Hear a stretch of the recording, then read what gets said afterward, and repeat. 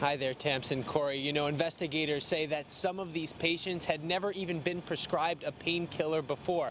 Others, they say, went to Dr. Choy for his lax policy of writing prescriptions, but many of them ended up in the same place, addicted to opioids. And that may have led to the deaths of at least 3 people. Well, I can tell you the pain never goes away. There is no such thing as closure. Every day I wake up with pain.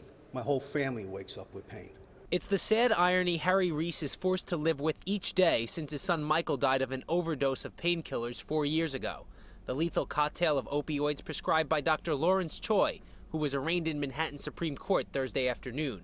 Choy allegedly wrote Reese prescriptions for more than 2,100 pills during 3 office visits over 2 months. There is no doubt that the amount of prescription opioids this guy was giving out at one time, and for the amount of time, you get addicted, and there's almost no hope to get out of that. Investigators say the Reese family wasn't alone. Choy allegedly saw more than 100 patients a month, writing prescriptions for opioids from patients from all over the Northeast with reckless abandon.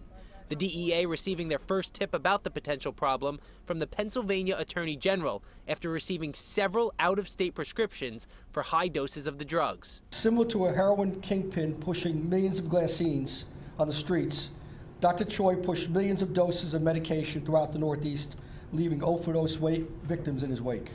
The DEA investigation spanned 5 years, leading to charges involving 14 patients, including 3 deaths dating back to 2013.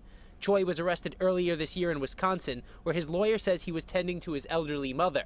But investigators suggested he took off in a hurry, judging by the state of his office when they executed a search warrant back in 2017. And many of his patients were turned into addicts. They did not walk into his office with an addiction issue, and after being patients for a couple of months, 3 months, 4 months, they had a significant substance abuse issue.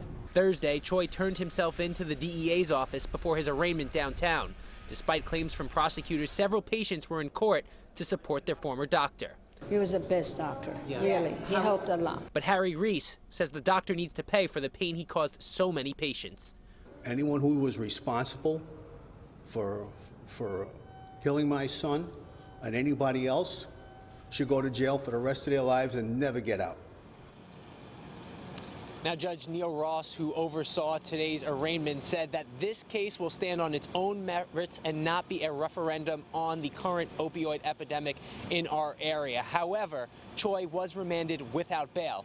He's due back in court next week. Reporting from Lower Manhattan, Joe Masiri, Pix 11 News.